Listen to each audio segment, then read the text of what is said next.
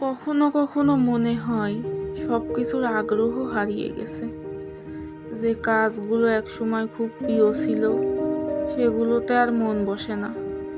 চারপাশের মানুষ হাসছে, আনন্দ করছে, অথচ ভিতরে এক অদ্ভুত শূন্যতা কাজ করে। হয়তো জীবন আমাদের ক্লান্ত করে দিচ্ছে, হয়তো মন চাচ্ছে একটু থামতে, একটু শান্তি খুঁজে নিতে।